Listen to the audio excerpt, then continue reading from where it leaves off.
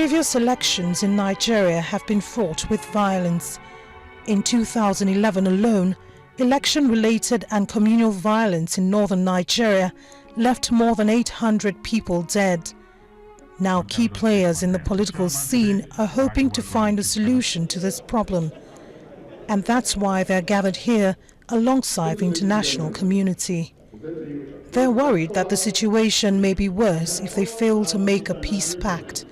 So the emphasis is on the conduct of politicians during their campaigns. I know that you have the power in this room to influence what candidates and supporters do and say in the weeks ahead. I hope you will use that power to focus attention on your party's policies, not the personalities. Let us talk about how to fix Nigeria's problems.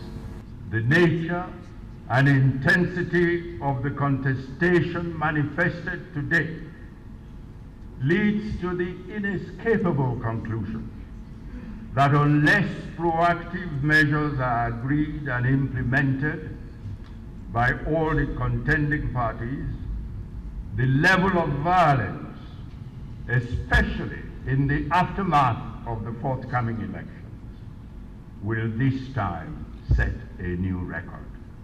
There are also concerns that the weak justice delivery system and the lack of integrity in electoral processes are among several other factors that could spur up rage during elections.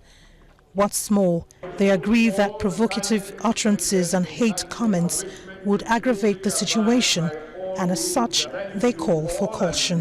From those of us who are politicians, we must avoid provocative statements. We must avoid threatening ourselves. If INEC is unable to, and luckily we still have some weeks, if INEC is unable to make sure that every Nigerian vote, that is a recipe for violence. I'm afraid the personal experience I have gone through the system. All these credible, intellectual, tested instructions, laws that were brought from the constitution of the party have been thrown into the waste paper basket in most cases. I hope you as part of the elite will help us to make 2015 election credible.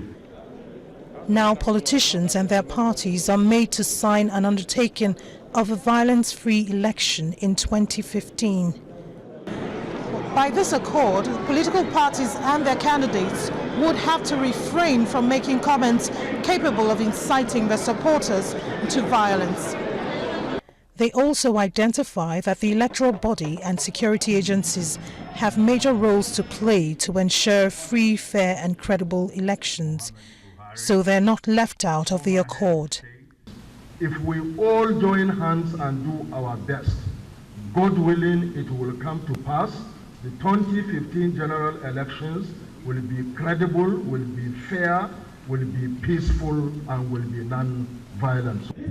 A political stakeholder committee on national security will be constituted hereafter. The group would observe and monitor compliance to this agreement signed by the political parties. Kelechi Emekalam, TVC News, Nigeria.